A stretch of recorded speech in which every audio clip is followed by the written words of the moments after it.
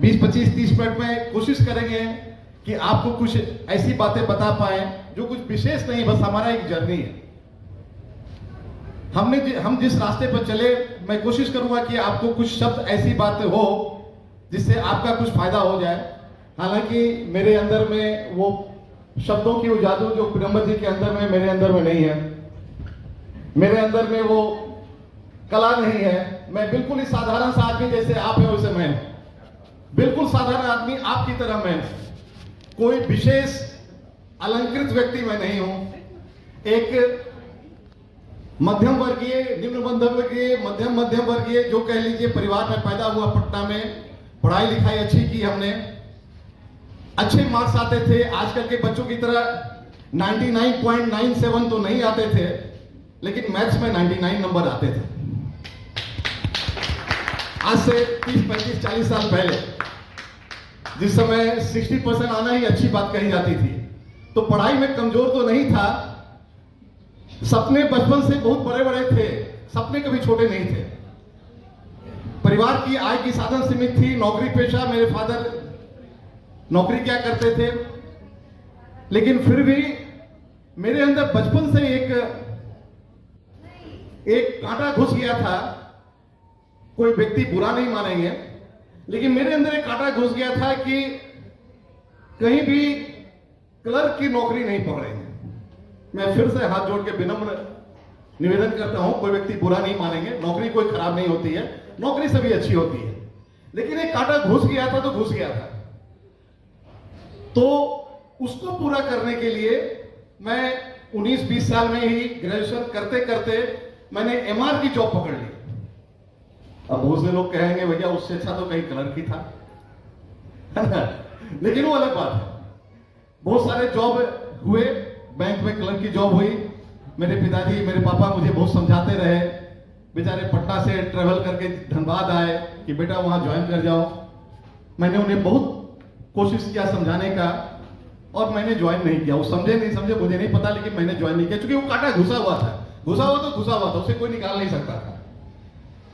वो दौर ऐसा था जिस समय बहुत सारा नौकरी की वैकेंसी नहीं निकल रही थी, कुछ राजनीतिक रूप से कुछ और चैलेंजेस थे, और मेरा उम्र भी 21 साल हुआ नहीं था, तो आपको कोई और दूसरी जॉब, अच्छी जॉब जो मैं चाहता था मिल नहीं सकती थी। तो मैं 3-3.5-4 साल मैंने लुपिन और ग्लैक्सो में मैंने एमआर का जॉब किया, और वो जो भी मैंने बखूबी किया, ऑल ओवर इंडिया में मैं टॉप 7 एमआर में पहुंच गया, और मेरी वहां प्रमोशन एरिया मैनेजर में हो गई, लेकिन मैंने ज्वाइन नहीं किया।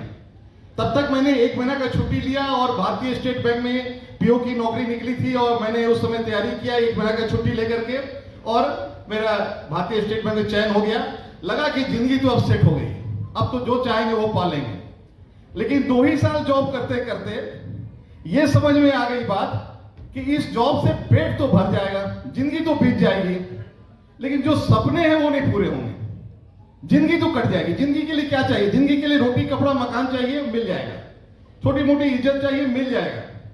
भारतीय स्टेट बैंक में प्रोफेशनल ऑफिसर का जॉब उस समय बहुत अच्छा जॉब कहलाता था। आज जो भी रहे, मैं उसको कमेंट नहीं करना चाहूंगा। उस समय अच्छा, बैंक के दामाद हम लोग कहे जाते थे। हम लोग से 2 साल कोई काम नहीं कराया गया, मन है तो कीजिए, नहीं मन है तो मत कीजिए, है ना। स्केल मैंने हमसे 2-3 स्केल के ऊपर सीनियर अधिकारी को भी हम लोग से बोलने का वो अंदर से उनको हिम्मत नहीं होता था कि डायरेक्ट रिक्रूट है, इससे बोले तो कैसे बोले, आएगा तो बहुत अच्छा, नहीं आएगा तो बहुत अच्छा। सेल्फ इमेज उनका लो हुआ करता था, हम लोग का सेल्फ इमेज बहुत हाई हुआ करता था, तो उसका हम लोग नाजायज फायदा उठाते थे, और 2 साल हम लोग मस्ती करते थे। लेकिन उस 2 साल में समझ में आ गई थी बात कि इससे चाहत नहीं पूरी होगी, जिंदगी बीत जाएगी। जिंदगी के लिए बहुत कुछ नहीं चाहिए दोस्त, जिंदगी के लिए आपको रोटी कपड़ा और एक छत चाहिए, जो किसी को भी मिल जाता है, कोई बुरा नहीं मानेंगे। लेकिन मैं बताऊं कि भिखारी भी पेट भर लेता है, भिखारी भी तन पे कपड़ा ढक लेता है, और भिखारी भी कहीं सो जाता है, रात में कहीं ना कहीं सो जाता है। लेकिन यदि आपकी चाहतें बड़ी हैं तो आपको कुछ और बड़ा करना होगा, और मेरी चाहतें बड़ी थी। मुझे वो जॉब पसंद नहीं था। मेरे ड्राइंग रूम में बहुत सारे बिजनेसेस का प्लानिंग बना, आधारशिला रखी गई, सब कुछ हो गया, नारियल फोड़ दिया गया ड्राइंग रूम में। लेकिन जब पैसे लगाने की बात आई तो मैं 2 कदम पीछे हट गया। ना बाबा ना, ये 10 लाख रुपया कौन लगाएगा? डूब गया तो जो भी है वो भी चला जाएगा। 5 लाख कौन लगाएगा? डूब गया तो कहां से आएगा वापस? समय का अभाव, 16 घंटा 12 घंटा 14 घंटा बैंक में नौकरी करना है, उसके ऊपर ट्रांसफर का भूत, 1.5 से 2 साल में ट्रांसफर, क्या करेंगे? पत्नी का विरोध, नौकरी कीजिए चुपचाप से, कहां बिजनेस कर रहे हैं? तो ड्राइंग रूम में बना, वहीं पर खत्म हो गया।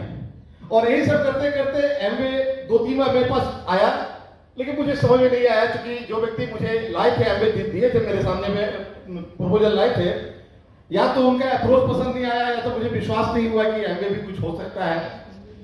तभी मैंने किसी अपने एक मित्र को सुना कि वो एमवे में ज्वाइन कर गया है, मुझे लगा कि फंस गया, पहला रिएक्शन फंस गया। फिर दूसरी बार ये बात समझ में सुनने में आया कि वो 5,000 का इनकम करता है। फिर मैं हंसा, साबुन बेच के 5,000 रुपया कैसे कमाता होगा? फिर मैं सोचा, साबुन बेच के 5,000 कमाने का मतलब है कि 50 पैसा का मार्जिन होगा साबुन में, आज से 18-19 साल पहले। तो 5,000 का इनकम का मतलब कि 10,000 पीस साबुन बेचता होगा। 10,000 पीस साबुन बेचने का मतलब है कि 300 पीस पर दिन बेचता होगा। तो जो बैंकर पूरी फुल टाइम बैंक में जॉब करता है, वो कैसे 300 पीस बेच सकता है? कोई डॉक्टर जो पूरा दिन क्लिनिक में बैठता है, वो कैसे 300 पीस बेच सकता है? वो इलेक्ट्रिशियन बेचता होगा घूम घूम करके डोर टू डोर, ये कैसे बेच सकता है? इसका मतलब कुछ है इसके अंदर में।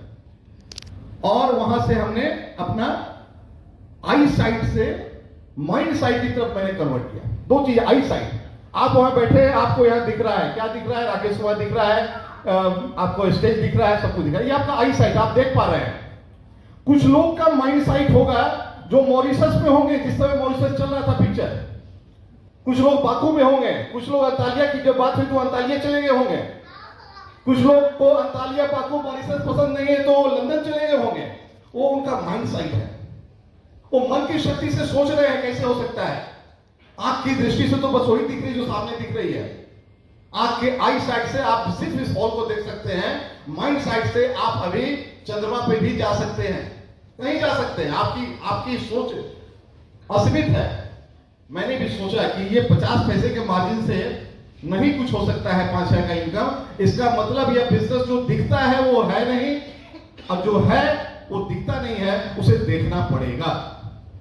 और राकेश कुमार ने डिसाइड कर लिया कि मैं इस बिजनेस को करूंगा। बिजनेस को स्टार्ट करने का कोशिश किया। पत्नी ने बोला कि कहां बिजनेस, फिर बिजनेस ले आए। मैंने कुछ लाया था मटेरियल, सीडी सुनने के समझने के लिए, मैं बना किया इन्होंने। मैंने उस समय थैंक गॉड की बुद्धिमानी का परिचय दिया, इनको समझाया नहीं, इनसे बहस नहीं किया, बिजनेस छोड़ दिया नहीं, बिजनेस कर लिया। मैंने सोचा कि एक कड़का एक कड़की को क्या समझाएगा, एक कड़की एक कड़के को क्या समझाएगी, हम दोनों मिलकर भी करोड़पति कैसे बन सकते हैं।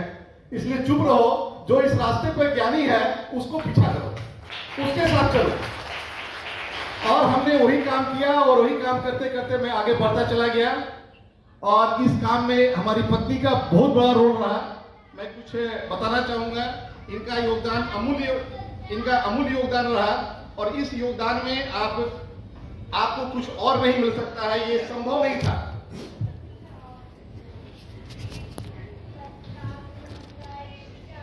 मैंने पहले बोला कि हमें वो शक्ति नहीं है, इसलिए मुझे नकल करना पड़ेगा, लेकिन नकल करके कोई भी आगे बढ़ सकता है, ठीक है। तो इनका योगदान के बारे में ऐसा मैं बोलूं, मैं 4 लाइन बोलना चाहूंगा जो इन्हीं के बारे में है।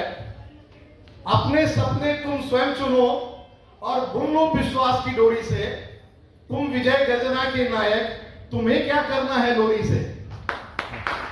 हमारी पत्नी ने ये लोरी की बातें या छोटी मोटी आनंद की बातें, इन सबको ठुकरा कर मेरे साथ कदम से कदम मिलाकर इस बिजनेस में पिछले 18-19 वर्षों में इन्होंने जो चैलेंज, जो अपने को चेंजेस किया, जो चैलेंजेस को इन्होंने फेस किया, जो इन्होंने ओवरकम किया, मैं उसके लिए तहे दिल से इनका शुक्रिया अदा करता हूं।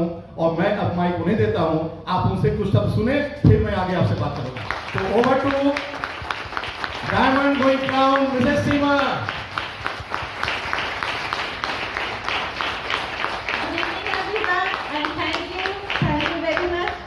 मैं लेडीज से कहना चाहूंगी कि ऐसा सर्टिफिकेशन आप चाहती हैं तो इसलिए इस बिजनेस को बिल्ड कीजिए। सबसे पहले चलिए, मेरा नाम सीमा हुआ, और सबसे पहले मैं गॉड का थैंक्स करती हूँ जिनकी वजह से आज ये स्पेशल दिन हमारे लाइफ में आया।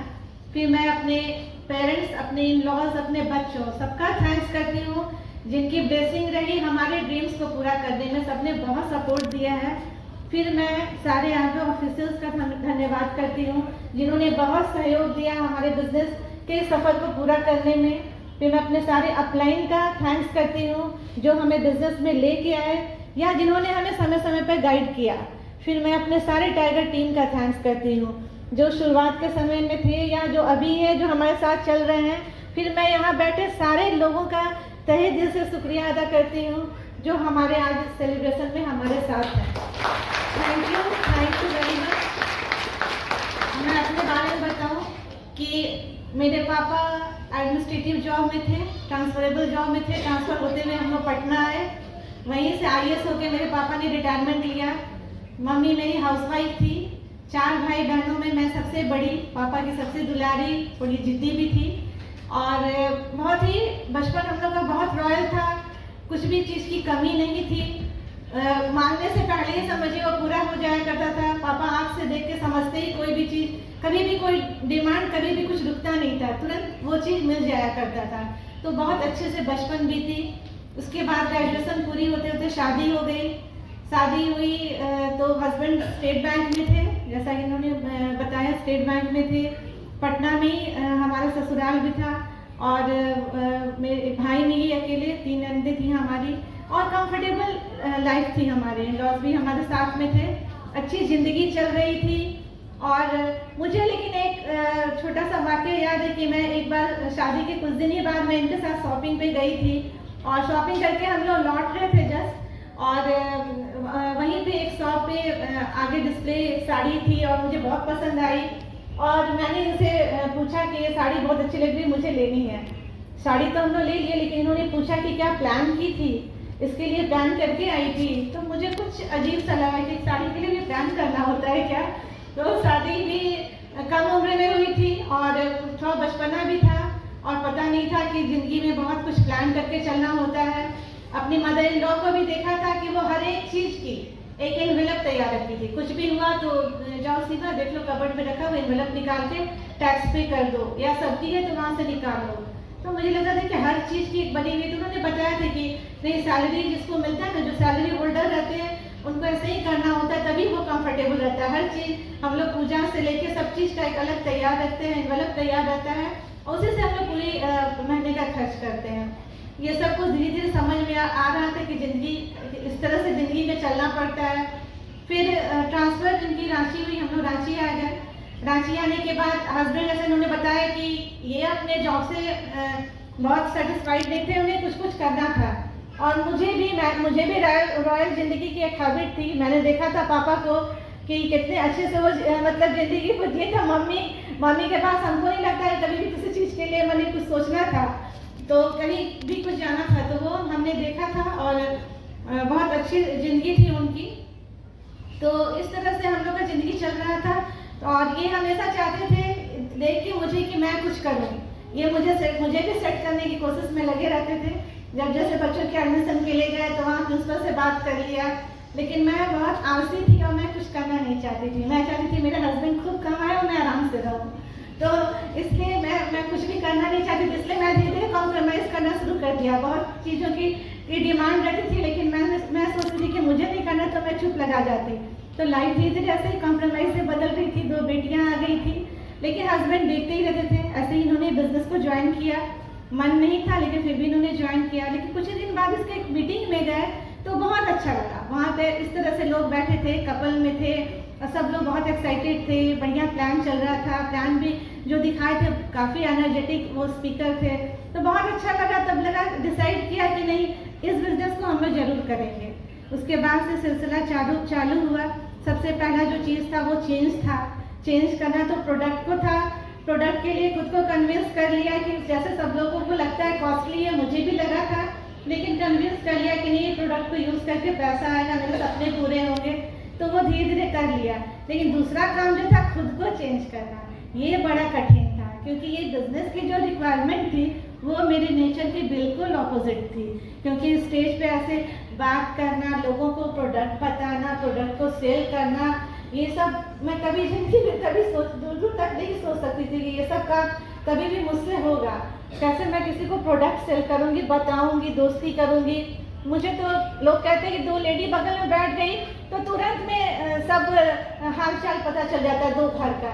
लेकिन मैं इतनी शांत रहती थी कि अगर दो लेडी बैठी हो मैं नहीं जानती हूँ तो मैं घंटों ना बोलूँ, चुपचाप उठ के वहाँ से अपने घर चले आऊँ।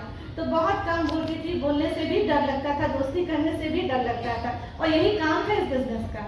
लेकिन जब मुझे लगा कि नहीं, इस बिजनेस से मेरे ड्रीम पूरे हो सकते हैं, मेरी ज़िंदगी में बदलाव आ सकता है, मेरी लाइफ में स्टाइल ऐड हो सकता है, तब मैंने खुद को बदलना शुरू किया। धीरे धीरे उस पर काम करना शुरू किया। खूब सारी प्रोडक्ट्स की ट्रेनिंग ली, खूब सारी मीटिंग्स अटेंड की, और जो काम से डर लगता था उस काम को खूब किया। Thank you. और करते करते लेडीज जो बिजनेस बिल्ड कीजिएगा तो हस्बैंड ऐसे सेवा करेंगे आपकी। और काम करते करते जैसे प्रैक्टिस नहीं हो गई, कहते हैं ना practice makes a man perfect. तो प्रैक्टिस हो गई और डर खत्म हो गया। धीरे धीरे जो हमारा फियर था वो फेथ में बदलने लगा, और काम करने में मजा आने लगा, एंजॉय करने लगी काम को। फिर धीरे धीरे खुद को इंडिपेंडेंट भी बनाया। हर छोटे बड़े काम के लिए हस्बैंड पे डिपेंडेंट थी, हर काम हस्बैंड के साथ होता था, लेकिन उस चीज़ से हस्बैंड को फ्री किया। ये सिर्फ जॉब और बिजनेस करते हुए मैं सारे कामों को संभाल लिया। बिजनेस का भी ओनरशिप लिया अपने हाथों में, कार ड्राइव करना सीखा। रांची में एमवे ऑफिस जाती थी, वहाँ फॉर्म भरती थी, लोगों की ज्वाइनिंग कराती थी, साथ में ट्रेनिंग करती थी, प्रोडक्ट डेमो करती थी। वो हर एक काम जो बिजनेस के लिए ज़रूरी था वो हर एक काम करने लगी, और धीरे धीरे खुद में कॉन्फिडेंस भी आने लगा, मज़ा आने लगा। तो इस तरह से बिजनेस हमारा आगे बढ़ने लगा। बच्चों को भी मैनेज किया। जब बिजनेस को ज्वाइन किया तो दोनों बेटियां बहुत छोटी थी, दोनों को घर में, जब मीटिंग में तक दोनों को घर में बंद करके जाती थी। लेकिन बिजनेस को ही, बच्चों को ही रीज़न बनाया, बच्चों को कभी भी एक्सक्यूज नहीं बनाया, उन्हीं रीज़न बनाया। लगा कि नहीं, बच्चों के लिए इस बिजनेस को बिल्ड करना है, तो सब कुछ मैनेज हो गया। बिजनेस को हमेशा सेंटर पे रखा। क्या होता था, जब बिजनेस को ज्वाइन करते हैं तो बहुत हम एक्साइटेड होते हैं, लगता है कि तुरंत में ये हो जाएगा, वो हो जाएगा, लेकिन तुरंत तो कुछ होता नहीं। बिजनेस है, जनते जनते थोड़ा वक्त लगता है, लोग धीरे धीरे पेशेंस लूज करने लगते हैं, और कुछ भी होता है तो सबसे पहले बिजनेस को किक कर देते हैं। घर में अगर फंक्शन है, शादी है, तो बिजनेस को किनारे कर दिया, एग्जाम है तो बिजनेस को किनारे कर दिया। तो हम लोगों ने वो काम नहीं किया, हम लोगों ने बिजनेस को सेंटर में रखा और सब कामों को मैनेज किया। और देखिए धीरे धीरे सब काम भी, कोई काम रुका नहीं, सब काम होता चला गया। तो इस तरह से बिजनेस को प्रायोरिटी में रखा, बिजनेस को सबसे पहले बिजनेस पे ध्यान दिया, उसके बाद कामों को किया। हस्बैंड के साथ बच्चों को शाम में पढ़ा देती थी, दिन में ही पढ़ा लेती थी, दिन में ही उन लोग का होमवर्क करा लेती थी। शाम के समय खुद को फ्री रखती थी, ताकि हस्बैंड यदि जॉब से आए, कोई अपॉइंटमेंट बुक है तो उनके साथ डेमो पे जाए, प्लान पे जाए, रिलेशनशिप बिल्डिंग पे जाए, या हमारे घर पे कोई आए तो हम उनको एंटरटेन करें। रात का डिनर भी पहले प्रिपेयर कर लेती थी, कोई बहाना नहीं था, इसलिए कि खुद का बिजनेस था। और पता चल गया था कि दो बच्चे हमारे हैं, दो बेटियां हमारी हैं, कल को ससुराल चली जाएंगी, हमारे साथ रहेंगी नहीं। लेकिन ये जो तीसरा बच्चा, ये बिजनेस हमारा है, यदि इसको हम बच्चों की तरह पाल लेंगे तो ये हमेशा हमारे साथ रहने वाला है। और ये जो बच्चा, तीसरा बच्चा है, वो हमारे साथ साथ हमारे बच्चों का भी ख्याल रखेगा, और बहुत सारे बच्चों का ख्याल यहाँ पे इस बिजनेस के द्वारा मैं रख पाऊंगी। इस चीज़ का मन पे भरोसा था, इसलिए इस बिजनेस को लगातार बिना किसी बहाने के बिल्ड करते चली गई। देखिए, कुछ पाने के लिए कुछ चीज़ों को छोड़ना पड़ता है। हर वो एक काम आप जो कर रहे हैं आज, आप सोचेंगे वो भी हम करते रहें और हम बिजनेस भी करते रहें, कुछ भी हम छोड़े नहीं, तो ऐसे नहीं होगा। सक्सेस के लिए और अनसक्सेस के लिए, दोनों के लिए प्राइस को पे करना पड़ता है। यदि आप सफलता के लिए नहीं प्राइस पे करेंगे तो असफलता के लिए करना पड़ेगा। तो इससे बेहतर है कि हमने सोचा सफलता के लिए ही प्राइस पे करें। क्या प्राइस पे करना था? छोटा छोटा, मेरी बेटी आउटस्टैंडिंग थी, उसका प्राइस नाइट डे रहता था और हमारा बीबीएस होता था उसी टाइमिंग ही, भाई 4 बजे से उसका प्राइस नाइट डे है, 4 बजे से हमारा बीबीएस। अब मेरे सामने चॉइस थी कि मैं बीबीएस में जाऊँ या उसके प्राइस नाइट डे में जाऊँ। तो मुझे लगता था कि नहीं, मुझे बीबीएस में जाना ज़्यादा जरूरी है, क्योंकि ये इससे हम अपने बच्चों का भविष्य बना रहे हैं। तो मैं बेटी के साथ बड़ी वाली बेटी को भेज देती थी। खराब है तो सबके पेरेंट्स वहाँ पे रहते हैं, पेरेंट्स तो इवन पेरेंट्स मीटिंग में नहीं सोचते हैं। और प्राइज नाइट डे बच्चों के लिए कितना बड़ा वो सेलिब्रेशन है, लेकिन उसमें नहीं जाती थी। बच्चे वहाँ पे जाके करके चले आते थे, मुझे बुरा लगता था, लेकिन मैं बीबीएस अटेंड करती थी। भाई की शादी थी, बहन का बहुत अरमान होता है कि एक सप्ताह जाके रहे, एंजॉय करे, लेकिन हमारा प्लेटिनम क्वालिफिकेशन मैं नहीं गई, एक दिन के लिए भागते दौड़ते गई और जाके चली आई। इस तरह से बेटी का बर्थडे रहता था समर में, छोटी वाली बेटी का। हर उसके बर्थडे में समर कॉन्फ्रेंस उसी डेट में। मेरे सामने था चॉइस था कि मैं न जाऊं, लेकिन मैं हमेशा जाती थी, केक मंगा के रख देती, दोनों बेटी मिलकर काटती, हमें समर कॉन्फ्रेंस अटेंड करती। तो इसका रिवॉर्ड मिला।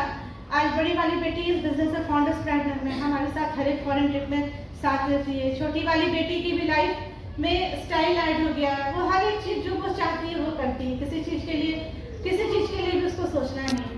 तो ये सिक्योरिटी बिजनेस को करके हम लोगों ने किया। देखिए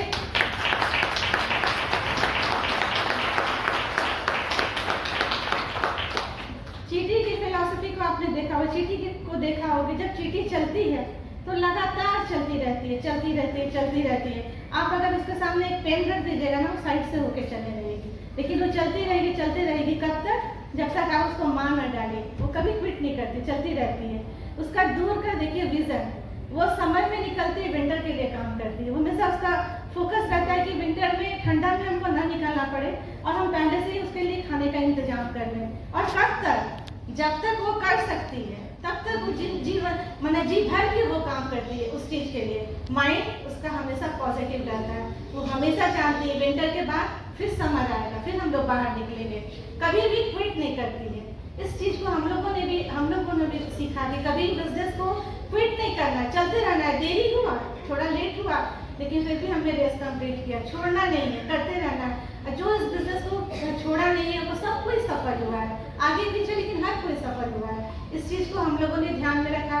फिर डिलेड ग्रेटिफिकेशन पर भी ध्यान रखा। हम लोग बहुत गर्मी जमशेदपुर में थी जब हम लोग आए थे, और फटाफट सबके घर में एसी लग रहा था। इनके पास भी पैसा था, हम लोग एसी लगवा सकते थे, लेकिन हम लोगों ने गोल लिया था कि हम लोग प्लैटिनम जाएंगे तब हम लोग एसी लगवाएंगे। तो हम लोग उस गर्मी में काम नहीं, बिजनेस बिल्ड कीजिएगा तो सिर्फ आपको पानी पिलाना पड़ेगा परिवार को, अदरवाइज हस्बैंड भी पानी पिलाता रहेगा। तो हम लोगों ने गोल ले रखा था कि नहीं, बिना प्लैटिनम जाए हम लोग एसी नहीं लगवाएंगे। तो हम लोग काम करते रहते, गर्मी में ही काम करते, रात में भी काम करते। सब लोग एसी में घर में बैठे हैं, सो रहे हैं, लेकिन हम लोग दो कोई निकल के बाहर रोड पे काम कर रहे हैं। तो भगवान ने रिवॉर्ड दिया, प्रेगनेंसी अचीव हुआ, हम लोगों ने सारे रूम में एसी लगवाया। तो इस तरह से कुछ लक्ष्य के लिए कुछ टारगेट भी बनाना पड़ता है, कुछ टारगेट फिक्स करना पड़ता है, तभी आप किसी चीज को पूरा कर सकते हैं। हम लोगों ने भी कमिटमेंट लिया। पहला स्टेज जो होता है वो कमिटमेंट लेना होता है, उसको अनाउंस करना पड़ता है। जैसे कि हम लोगों ने कमिटमेंट किया था कि हम लोग प्लैटिनम जाएंगे तो एसी लगवाएंगे। तब दूसरा सी आता है करेज। तब आपको क्या लगता है? आपको डर लगता है कि अब हमने बोल तो दिया है लेकिन हमको करना होगा। आपको हिम्मत जुटाड़ करना पड़ता है कि नहीं, अब हमें करना है। तब जाके फिर तीसरा सी आता है, वो है क्रिएटिविटी। आप आइडियाज लाते हैं, सोचते हैं कि वो कैसे करना है इस काम को। तब फिर जाके चौथा सी आता है, वो है कैपेबिलिटी। तब आपको लगता है धीरे धीरे कि जब आप मेहनत कर रहे हैं, हार्डवर्क कर रहे हैं, नए आइडियाज ला रहे हैं, सोच रहे हैं कि नहीं हम कर सकते, हो जाएगा। तब फिर आपको जाके पांचवा सी आता है, वो है कॉन्फिडेंस। तब आप में आ जाता है कॉन्फिडेंस, नहीं हम कर सकते हैं, ये काम हमसे हो जाएगा, हम कर सकते हैं। उसके बाद जो होता है छठा सी, वो बहुत इम्पोर्टेंट है, वो है कंटिन्यू करना पड़ता है। आप एक बार 10,000 पीवी चले गए, आपको बाधा आया, आपने अनाउंस किया, कमिट किया, बाधा आया, आपने हिम्मत किया, डर को भगाया, काम किया, अचीव किया, कॉन्फिडेंस आया, फिर क्या होता है? आराम हो जाता है। ब्रेक नहीं लगाना है, क्योंकि कहते हैं ना कि ठहरा हुआ पानी सड़ जाता है, रुका हुआ आदमी धीरे धीरे डिग्रोथ में जाने लगता है। रुकना नहीं है, रुकेंगे तो फिर क्या होगा? कंटिन्यू नहीं करेंगे तो फिर क्या होगा? नीचे से शुरू होगा। कंटिन्यू नहीं करेंगे तो फिर जो आपका कॉन्फिडेंस लूज होगा, फिर आपका कॉन्फिडेंस लूज होने लगेगा, कैपेबिलिटी आपको लगेगा आप नहीं कर सकते हैं, फिर आपका क्रिएटिविटी जो था वो खत्म होने लगेगा, करेज आपका, हिम्मत टूटने लगेगा और आपका कमिटमेंट छूटने लगेगा। इसलिए कंटिन्यू करना है, कभी भी छोड़ना नहीं। ये बहुत अच्छा बिजनेस है, क्योंकि मैंने अपने पापा की रॉयल जिंदगी को देखी थी, लेकिन वहाँ पीसेस ऑफ माइंड थे। मुझे याद है कि हम लोग पापा के साथ मूवी देखने जाते थे, तो मूवी हॉल में एंटर करने से पहले मैनेजर पूरा रोड खाली करवाता था। फिर जब हम लोग जैसे हॉल में एंट्री लिए, उसके बाद मूवी स्टार्ट होती थी। जब तक लोग कितना भी हल्ला मचा रहे, मूवी ऑन नहीं हो सकती थी। बॉक्सेस मिलते थे, बॉक्स में जाते ही हम लोग बच्चे थे, इंतजार करते, तो तुरंत हम लोग के लिए कोका कोला, फैंटा, समोसा आ गया, तुरंत हम लोग के लिए नाश्ता पानी, ऐसे हम लोग। तब हम लोग पिक्चर हॉल में मूवी स्टार्ट होती थी, हम एंजॉय करते थे, फ्लैग होस्टिंग, प्राइज डिस्ट्रीब्यूट करना। मम्मी महिला समिति के मेंबर थी, तो बहुत रॉयल जिंदगी हमने देखा था। लेकिन पापा को कभी भी चैन से परिवार के साथ नहीं देखा था बैठते, हमेशा जी मिनिस्टर के पास जाना, वहाँ जाना, कभी भी चैन से नहीं। पैसा था लेकिन पीसेस ऑफ माइंड थे। लेकिन यहाँ पे मैंने देखा कि पैसा के साथ साथ पीस ऑफ माइंड है। यहाँ भी आपको सम्मान मिलता है, आपको स्टेज मिलता है, लोग रिकॉग्नाइज करते हैं और शांति के साथ आप दूसरे को हेल्प करते हुए पैसा बनाते हैं। तो फ्रेंड, बहुत अच्छा ये बिजनेस है। बस कहते हैं ना कि यूं ही नहीं मिलती राही को मंजिल, एक जुनून सा दिल में जगाना होता है। पूछा चिड़िया से कैसे बना आसिया, बोली भरनी पड़ती है उड़ान, तिनका तिनका उठाना पड़ता है। तो हम लोग को एक जुनून के साथ इस बिजनेस को कीजिएगा तो जरूर सफलता मिलेगी, जरूर मिलेगी सफलता। जब हम लोग जैसे सिंपल कपल इस बिजनेस को बिल्ड कर सकते हैं तो आप सभी कर सकते हैं। Thank you, God bless you, God bless.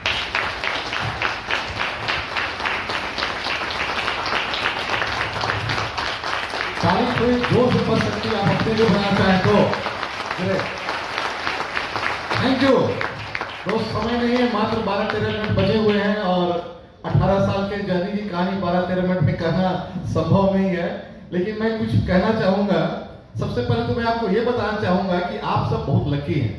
अपने मित्र को, ईश्वर को आप जरूर धन्यवाद दीजिए। देखिए, एक बड़े कंपनी का एग्जीक्यूटिव था, वो एक दिन बहुत परेशान था, एकदम अस्त व्यस्त था, बहुत गुस्से में था। उसी समय उसको अपने कक्ष के बाहर रोड पे एक भिखारी दिखाई दिया। जैसे ही उस मैनेजर ने भिखारी को देखा, उसने बोला थैंक गॉड। उसका गुस्सा शांत हो गया। उसने बोला थैंक गॉड, मैं परेशान हूं लेकिन मैं भिखारी तो नहीं हूं। वो भिखारी आराम से भीख मांग रहा था, जिंदगी चल रही थी उसकी। तभी उसके सामने से एक पागल गुजर रहा था। उस पागल को देखते हुए भिखारी ने बोला थैंक गॉड, तुमने मुझे भिखारी तो बनाया लेकिन पागल नहीं बनाया कम से कम। वो पागल मस्त चाल में चल रहा था। जाते जाते कुछ दूर से एम्बुलेंस दिखाई दिया। एम्बुलेंस में देखा एक व्यक्ति लेटा हुआ है।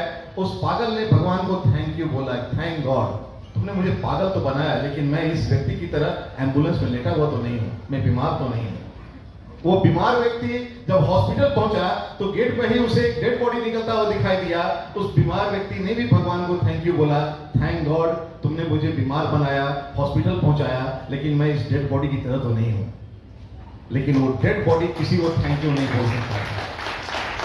वो डेड बॉडी किसी को थैंक यू नहीं बोल सकता था। एक जिंदा आदमी ही किसी को थैंक यू बोल सकता है। मरा इंसान कभी थैंक यू नहीं बोल सकता है, कभी नहीं बोल सकता है, कितना भी वो चाह ले। आप सब के अंदर यदि कोई सपने जिंदा है, आप यदि जिंदा इंसान तो आप हैं ही, लेकिन यदि आपके सपने जिंदा हैं तो आप आज अपने उस मित्र को जरूर थैंक्स बोलिएगा, जो मित्र आपको यहाँ बुलाया है, और आप जरूर उसको थैंक यू बोलिएगा। आप ये बिजनेस करें ना करें कोई फर्क नहीं पड़ता है। आप हमारे मित्र हैं, आपका स्वागत है, आपके हर निर्णय में हम आपके साथ में हैं। लेकिन दोस्त, यह बिजनेस एक बड़ा अजीब बिजनेस है। इस बिजनेस में जो दिखाई देता है वो है नहीं, और जो है वो दिखता नहीं है। मैंने आपको पहले ही बोला, जब मैंने बिजनेस को शुरू किया, मैं आपको बताऊंगा मुझे 6 टीम कैसे मिले। मैं कोशिश करूंगा हर एक मिनट में 6 टीम के बारे में बता दूंगा आपको। लेकिन उसके पहले मैं ये बताऊंगा, जैसे ही मैंने बिजनेस शुरू किया, हमारे फ्लैट के एक बड़े ही करोड़पति व्यक्ति रहते थे। मैं उन्हें करोड़पति कहता था क्योंकि उनकी एक बहुत बड़ी इंडस्ट्री थी। उन्होंने बैंक से अच्छा खासा लोन लेकर के स्पंज आयरन का बिजनेस कर रहे थे। और जब उन्हें सुनाई दिया कि मैं एमवे बिजनेस को बिल्ड कर रहा हूं, तो एक दिन रात में लिफ्ट पे हमें 11:30 बजे वो मिल गए और बोले राकेश जी तुरंत सोइएगा तो नहीं? हम कहे नहीं बिल्कुल नहीं, अभी 1 घंटा है। बोले ठीक है, मैं आता हूं आपके घर में। वो व्यक्ति कभी मेरे घर नहीं आए थे। मैं बैंकर था, वो करोड़पति थे, उनका लोन पंजाब नेशनल बैंक से था, मैं स्टेट बैंक में था, क्यों आएंगे मेरे यहाँ? लेकिन उस दिन वो 11:30 पौने 12 रात मेरे घर आए। कुछ 5 मिनट इधर उधर की बात करते करते बोले राकेश जी सुना आपने एमवे बिजनेस शुरू किया है? हमने कहा हाँ, मेरा भाई का साला भी ज्वाइन किया था, 6 महीना उछला बैठ गया। हम कहा अच्छा ऐसा हुआ? हाँ ऐसा हुआ। ये सब बेकार बिजनेस है राकेश जी, सब गरीबों का बिजनेस है। वो किट उठा करके यहाँ से वहां दौड़ते भागते चलो, सामान बेचते चलो, लोग को बोलते चलो, ये सब बेकार धंधा है। आप इतने अच्छे मैनेजर हैं, आप आगे बढ़िए बैंक में। बड़ा अच्छा अजीब बात है भाई, ये व्यक्ति हमको क्यों मोटिवेट कर रहा है बैंक में आगे बढ़ने के लिए? इसका क्या इंटरेस्ट है? जो आज तक हम मेरे पास नहीं आया था। मैंने बोला कोई बात नहीं, बहुत अच्छा है। मैंने उनसे बात करते करते मैंने बोला कि अच्छा आप कितना दिन से स्पंज आयरन का फैक्ट्री लगाए हुए हैं? बोले हो गया 18-19 महीना हो गए, हमके प्रोडक्शन में आ गया। अभी ट्रायल रन शुरू हुआ है, हम गए तो कितना लोन लगाया आपने? तो बैंक से लिया है करीब 40 लाख 50 लाख रुपया बैंक का है आपने अपना, तो अपना कच्चा पक्का सब मिला करके 20 लाख लग गया है। बहुत अच्छा। तो अभी तो 1 करोड़ रुपया पर मंथ आ रहा होगा ट्रायल रन में। अरे कहां आता है, नहीं अभी कहां, हम कब तक आने लगेगा? तो अभी तो कुछ दिन चलेगा, उसके बाद नो प्रॉफिट नो लॉस में आएगा, फिर पैसा कमाएंगे। हमने सोचिए बहुत, 60 लाख रुपया आपने पूंजी लगा दिया बैंक से और घर से कच्चा पक्का सब मिला करके 18 महीने हो गए और आपको अभी 1 करोड़ रुपया पर मंथ नहीं आ रहा है, अगले 12 महीना भी आने की उम्मीद नहीं है और आप तैयार हैं उसके बाद 36 महीने के बाद पैसा कमाने के लिए। हमने तो मात्र 4400 रुपया लगाया है, मात्र 4400 रुपया लगाया है। कम से कम 44 महीने तो इंतजार करें। अपने भाई के सालों को बोलिए कि कम से कम 44 महीने तो बच्चा बंदा काम करता। पहले ही दिन क्यों छोड़ दिया? 10 आदमी ना बोल दिया तो क्यों छोड़ दिया? वो 10 आदमी से पूछ के ज्वाइन किए थे क्या? हम अपने सपने के लिए ज्वाइन किए थे ना, दूसरे से सपने के ज्वाइन नहीं करते हैं, अपने लिए ज्वाइन करते हैं। मान लीजिए कोई गांव है, उस गांव में 100 घर है और बिजली नहीं है। अचानक कोई आपके जैसा कोई तेज तरार बंदा निकला और वो चला गया शहर में और वहां से एक लैंप खरीद के ले आया, चकाचक लाइट खरीद के ले आया, उसका घर रोशनी हो गया। अब बाकी 99 घरों में क्या रिएक्शन होगा? क्या वो खुशी मनाएंगे कि उनके पेट में दर्द होगा? आप बताइए, दर्द होगा ना? अब दर्द होगा तो दर्द निवारण के लिए क्या उपाय है? 2 उपाय है। वो भी तेज बने, वो भी शहर जाए, वो भी लैंप खरीद के लाए 99 आदमी। और दूसरा उपाय क्या है? उस एक बंदे का आसान काम क्या है? उसका फोड़ दो, वो भी अंधेरा हम भी अंधेरा। तो मैं समझ गया ये बंदा मेरा फोड़ने आए हैं, है ना? ये सज्जन सिर्फ मेरा फोड़ने आए हैं, कुछ नहीं। लोग आपको हतोत्साहित करेंगे, कुछ भी करने चाहिए लोग हतोत्साहित करेंगे। आप अपने टैलेंट पे जिंदगी में आगे नहीं बढ़ते हैं, आपको पैसा रखना पड़ता है।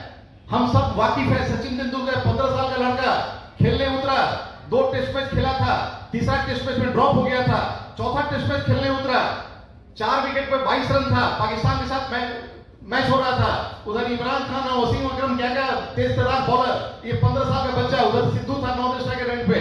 सिद्धू ने कहा था मैंने तो सोचा कि बच्चा गया, पहली बॉल आई जूम करके निकल गई। तेंदुलकर को कुछ समझ में नहीं आया।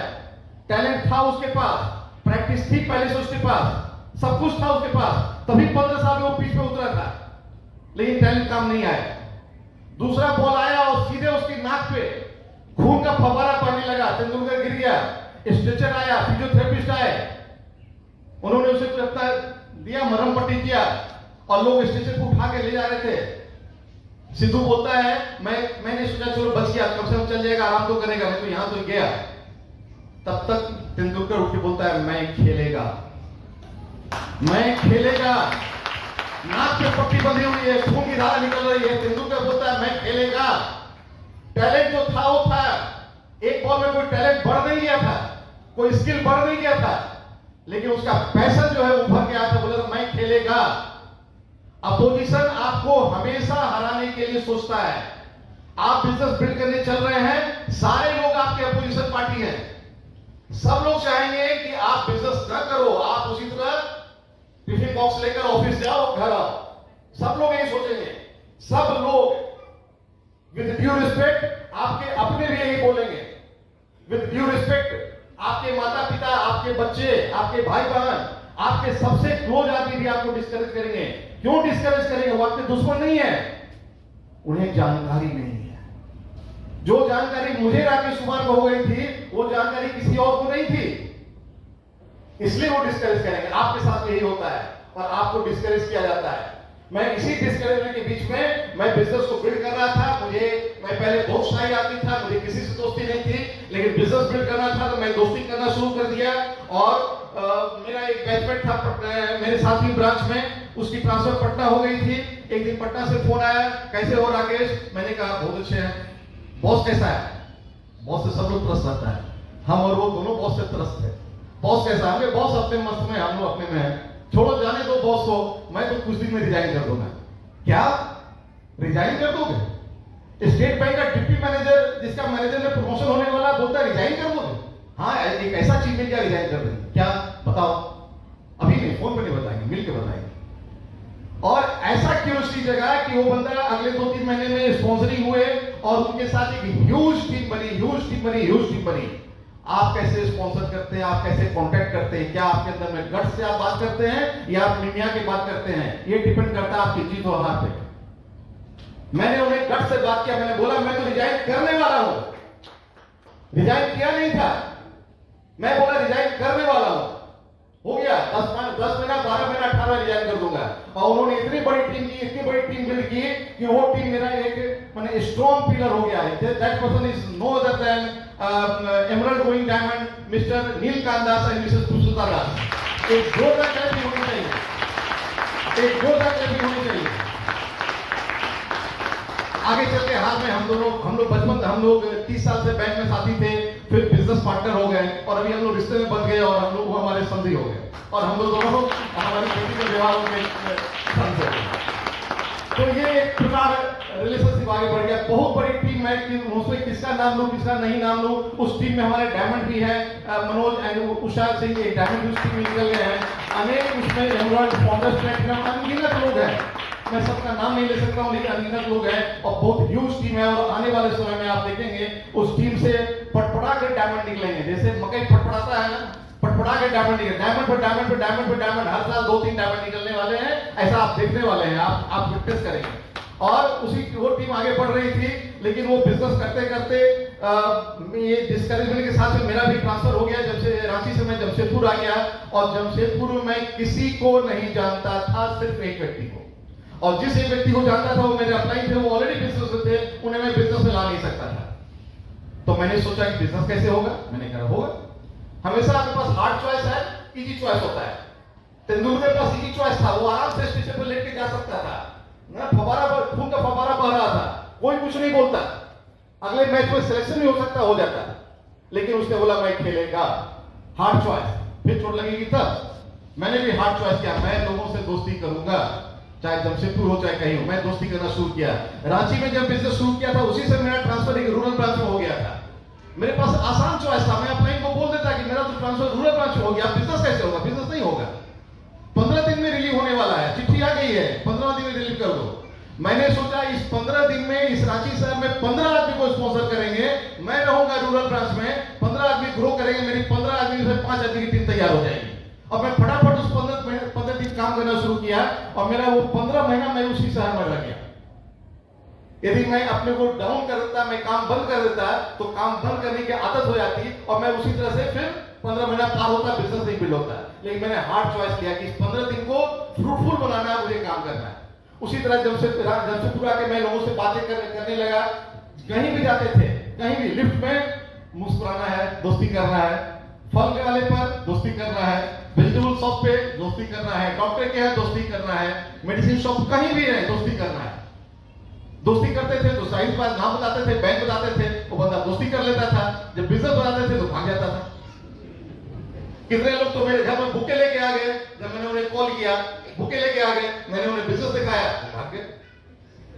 कोई बात नहीं, मैं अपना काम कर रहा था, मैंने उनसे कुछ भी बिजनेस शुरू किया नहीं था, मैं तो अपने लिए बिजनेस शुरू किया था, मैं अपना काम करते चला रहा था।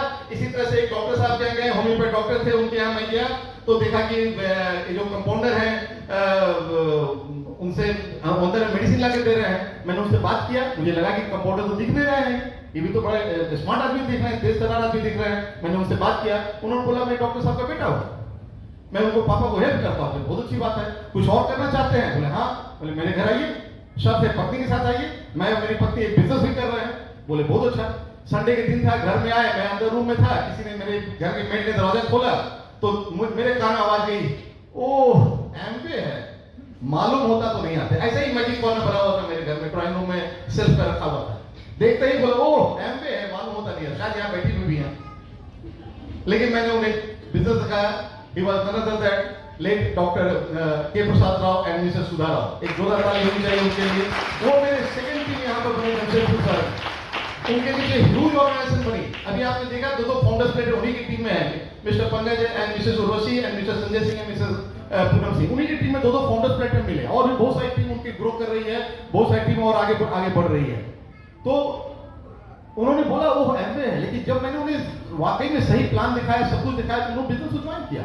लोगों को सही जानकारी नहीं है, लोग गलत रास्ते पे गलत चीज देखे हुए हैं, और जो लोग देखते हैं आई साइड से उसी को विश्वास कर लेते हैं। आपको उन्हें माइंड सेट से दिखलाना होगा। सूरज हम देखते हैं ना, सूरज उदय होता है, सूरज अस्त होता है, हम बोलते भी हैं सूरज उदय होता है, सूरज अस्त होता है, ये आई साइट है, आंख से देख रहे हैं, बोल रहे हैं। क्या ऐसा होता है क्या? सूरज का उदय और अस्त होता है? सूरज अपनी जगह पे है, पृथ्वी घूम रही है, उससे कभी सूरज उदय दिखता है, कभी अस्त दिखता है। ये आपके माइंड में आप जानता है ये बात को, लेकिन हम आंखें देखती है कि सूरज उग रहा है, सूरज अस्त हो रहा है। तो आई साइट और माइंड साइट में अंतर है बॉस। माइंड साइट से इस बिजनेस को देखने का प्रयास कीजिए, आपको इस बिजनेस में ऐसी ऐसी खूबियां दिखेगी कि आप कल्पना नहीं कर सकते। जब रांची में ही था, बॉसेस से पंगे हो रहे थे बैंक में कि एमए बिजनेस बिल्ड कर रहा है। मैं नए व्यक्ति को, मैं आजकल हम लोग डिस्करेज करते हैं कि जल्दी में ऑफिस में मत आप लोग हल्ला कीजिए, ऑफिस मत कुछ कीजिए। हम लोग से बहुत बोल्डली ऑफिस में भी एमए हल्ला करते थे। कोई पूछा था एमए कर रहे हो, कहाँ कर रहे हैं, तब क्या कीजिए, कर रहे हैं, एक स्टैंड ले लेते थे। वो करियर में ना, आज मैं बता रहा था किसी को कि आप जॉब में या तो करियर या तो स्टैंड, साइकिल में करियर और स्टैंड होता है ना, दोनों चीज। एक एम्प्लॉय को गिफ्ट दिया गया साइकिल, तो ले गया, कुछ दिन बाद आया मालिक के पास, मालिक इसमें करियर नहीं है, लगवा दे, बड़ा अच्छा है। बोला ठीक है, करियर लगा के दे दिया। फिर आया मालिक, करियर तो लग गया, स्टैंड नहीं है। बोला either you can choose career और stand. If you want career don't take any stand, if you want stand then don't look after career. तो जॉब में यही होता था। तो हम लोग तो इतना थे नहीं, हम लोग तब मुफ्त थे उस समय। तो ऑफिस में पंगा होते रहा, हमारा बॉस से झगड़ा हो गया, बॉस का ट्रांसफर हो गया, बॉस से हमने ट्रांसफर, क्योंकि प्रमोशन हुआ, हमने उनको कुछ करके हटवा दिया, कुछ पूरा फास्ट किया था हमने उस समय, बॉस को ही हटवा दिया। ये आदमी हमको औरंगा पैदा कर रहा है, तो हमने उसे को हटवा दिया था। तो दूसरे जो बॉस आए वो एमवे जानते थे, वो मुंबई से आए थे, वो एमवे का सेमिनार देखे हुए थे, 8,000 रुपया देके सेमिनार देखे हुए थे। तो उनको इससे फीडबैक किया कि वो जो बंदा है ना मैनेजर, वो एमवे करता है, सवाल कराना उससे। तो एक दिन हमको चुप से पूछे क्या करते हो तुम, बड़ा शिकायत कर रहा था। हमने ऐसे ये करते, अरे तो अच्छा चीज है, वो 8,000 रुपया लगता है। मुंबई में गए थे, बोला 8,000 16,000 का पैकेज। हम कहते उतना नहीं लगता, आप 995 से ज्वाइनिंग शुरू हुई थी, 995 कर सकते हैं। बोला हाँ ऐसा, वो स्टार्ट करते हो तुरंत। उनके नीचे उन्होंने किसी को स्पॉन्सर किया, जमशेदपुर में उन्होंने किसी को स्पॉन्सर किया, उन्होंने किसी को स्पॉन्सर किया। डेप्थ जाते जाते हमें वहां पर एक ऐसे लीडर मिले, मिस्टर विजय वर्मा, मिस्टर शुभा वर्मा, जो आज गोल्ड प्रोड्यूसर और आगे जा रहे हैं। लेकिन उन्हीं के टीम में हमें दोनों सिल्वर मिले, Mr Kishore and Mrs Shyamala, और मिस्टर पवन एंड एक सिल्वर मिले, दोनों सिल्वर मिले। लेकिन उसी के फिर नीचे हमें मिस्टर हेमंता, मिसेस विजय लक्ष्मी मिली, जिसको आपने देखा है जो प्लेटिनम है। ये मेरी तीसरी ऑर्गेनाइजेशन वहां बनी, और हम लोग एमरल्ड जगह थे, आज से 10 साल हो गया। एमरल्ड जाने के बाद हमने बैंक ने और प्रेशर दिया, बोला कि आप चेन्नई चले जाओ। प्रमोशन तो दे दिया था, कुछ दिन हमारे सीजीएम ने हमें रखा बिहार, झारखंड बिहार में, फिर कहा आप जाना पड़ेगा। तो उस समय हमने फिर हार्ड चॉइस रखा, मेरे पास फिर 2 चॉइस था, मैं चेन्नई चल जाता, नौकरी भी करता, 1.5 लाख रुपया किसी को काटता नहीं था, और एमए भी बिल्ड करता। एमए तो ऑल इंडिया का बिजनेस है। लेकिन मैंने सोचा कि नहीं, मुझे मेरा गोल है कि 45 ईयर्स के बाद जॉब नहीं करना है, तो it's high time job quit कर लो, है ना। सोना का रोटी तो खाएंगे नहीं, जितना पैसा आ रहा है जिंदगी चल जाएगा। और हमने वहां पे एमवे को बैंक को हमने बीआरएस ले लिया। पिछले 1 दशक से मैं अपनी जिंदगी खुद जी रहा हूँ, मेरा कोई बॉस नहीं है 1 दशक से। यदि मैं बैंक में रहता तो भी 6 साल मेरी और जॉब रहती, 6 साल मुझे और कहीं ना कहीं घूमते रहना पड़ता है। लेकिन मैं अपना चॉइस से जिंदगी जी रहा हूँ, अपने परिवार का जिंदगी जी रहा हूँ, माता पिता का सेवा कर सका, उनके अंतिम वर्षों में 5, 6, 7 साल उनके साथ 24 घंटा रह सका, है ना। उनके घर परिवार को मैं देख सका, सब कुछ कर सका। अदरवाइज मैं कहीं घूमता रहता है।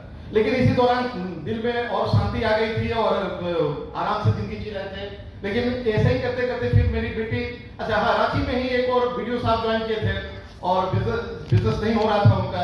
लेकिन सुनने मैं खोज रहा था उनको, मैं सभी पुराने लोगों को मैं बात कर रहा था। तब तक पता चला वो वीडियो साहब यहाँ ट्रांसफर पोटका हो गया है। फिर उनका पता लगा कि मैं उनके घर गया। एक दिन उनके घर में उनके पूरे मोबाइल का हमने लिस्ट उतारा, करीब 600 की 700 नंबर था, उतारा, और उसमें से हमने 50-60 आदमी को सिलेक्ट किया। मैंने कहा मुझे इनसे मिलवाइए। तो उन्होंने मुझे 8-10 लोग से मिलवाए। उसी में एक ऐसे व्यक्ति से मिलवाए जिसको आप आज ने प्लेटिनम ग्रुप में देखे, ही इज मिस्टर शरद चंद्र भुइया एंड मिसेस संध्या भुइया। उनके घर ले गए और वो आज वहां से प्लेटिनम। तो पुराने लोगों को मैं भूला नहीं, मैं उनसे बात करता रहता हूँ। आज के लिए भी उनको हमने इन्विटेशन दिया था, लेकिन वो बाहर में है, दूर में है। लेकिन अभी शायद वो जूम पे शायद वो बाद में उनको मैं वीडियो रिकॉर्डिंग भेजूंगा तो देखेंगे, उन्होंने मुझसे भेजा है कि आप वीडियो रिकॉर्डिंग भेजिएगा, मैं देखूंगा। तो लोग से कनेक्शन बना के रखा तो भी निकले। फिर मेरी बेटी 18 साल की हो गई तो मैंने उसे स्पॉन्सर कर दिया। वो पटना वीवर्स कॉलेज से बीबीए कर रही थी। बिजनेस में जैसे बच्चों का शुरू होता है कि मैं तो कहीं, हर आदमी चाहता है कि कहीं और कुछ सेटल हो जाए, तो मैं उसके टीम में काम कर रहा था, बहुत सारे स्पॉन्सरिंग किया लेकिन कुछ रिजल्ट नहीं आ रहा था। अंत में जब वो ग्रेजुएशन करके वो आई और उसने जब काम शुरू किया तो उसने एक लेडी को स्पॉन्सर किया, मिसेस सोमी कर्मकार और मिस्टर शंभुनाथ, जिनको आपने देखा इस गोल्ड प्रोड्यूसर, और वो इस बिजनेस को बिल्ड किया। उसी दौरान में हमारे फादर जो कॉलोनी में घूमते रहते थे, सुबह मॉर्निंग वॉक करते थे, उन्होंने एक व्यक्ति को बोला, उन्हीं के उनसे बहुत छोटे थे, लेकिन उनको उन्होंने बोला कि मेरा बेटा बड़ा अच्छा न्यूट्रिशन का कुछ काम करता है, आप क्यों उसके साथ जुड़ जाते हैं?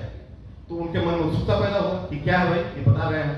और एक दिन जब मैं कर रहा था, उनके साथ बात हुई तो उन्होंने बोला कि आपके पापा कुछ बोल रहे थे, ऐसा कुछ आप कर रहे हैं क्या? हम कहा अभी पेरिस जा रहे हैं।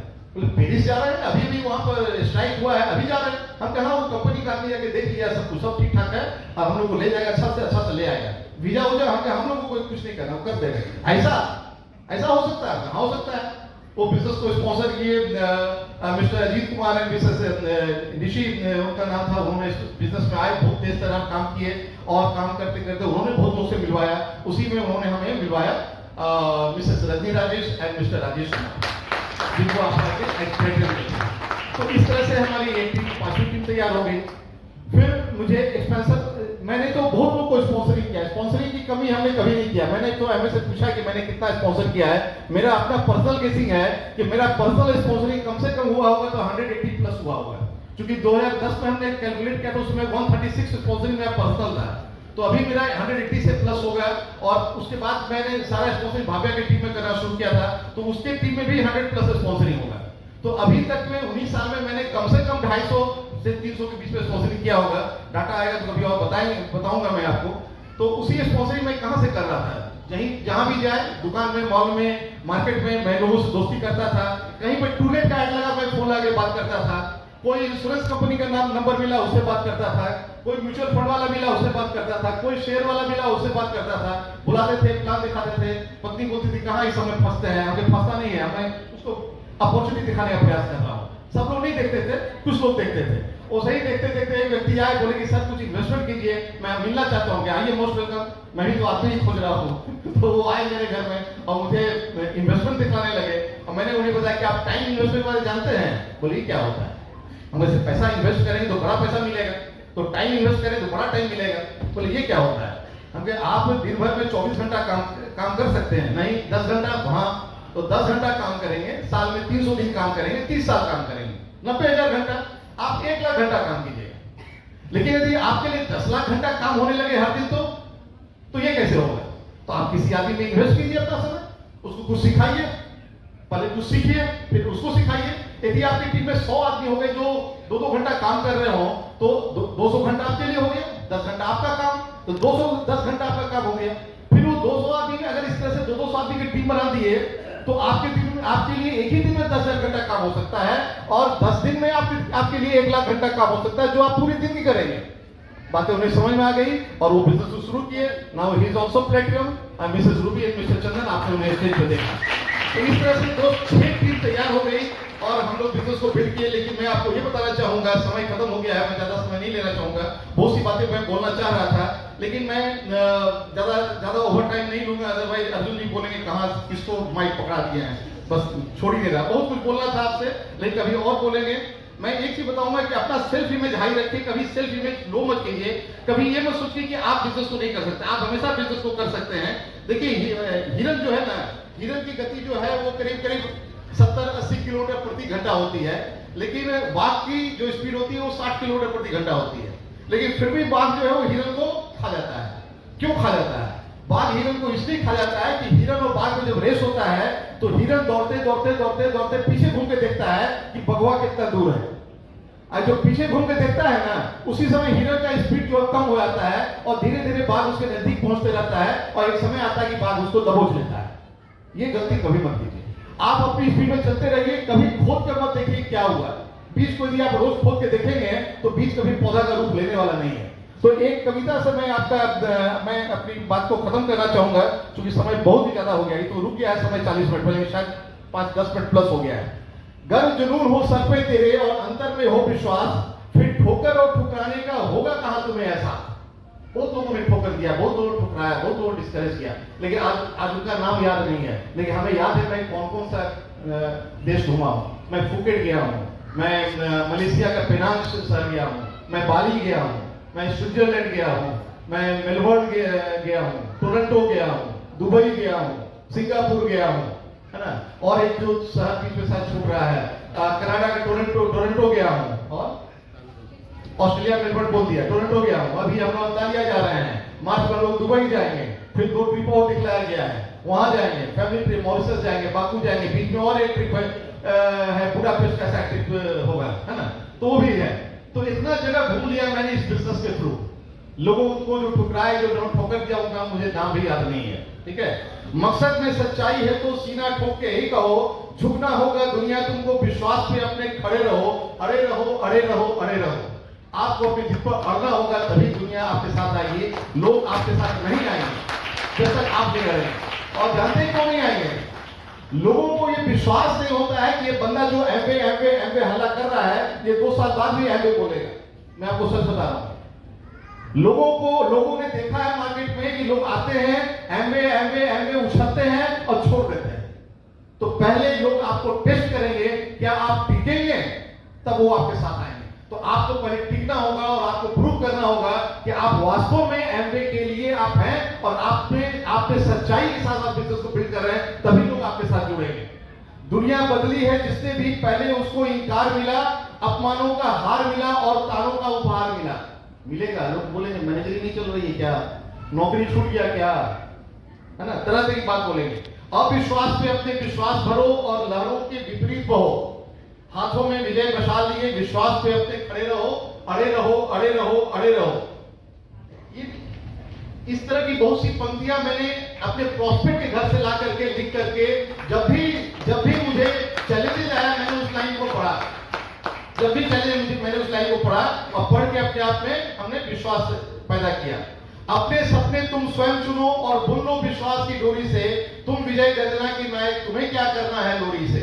तुम स्वयं सिद्ध इस जीवन के उन्मुक्त गगन में उड़े चलो, आरंभ आज से नवयुग का, विश्वास पे अपने खड़े रहो, अड़े रहो, अड़े रहो, अड़े रहो। आप और आपकी टीम, यदि आप चाहते हैं कि आप वास्तव में दुनिया में कुछ कर गुजरना है, ईश्वर ने एक ही जिंदगी दिया है, पीछे की जिंदगी आपको याद नहीं, आगे की जिंदगी पता नहीं।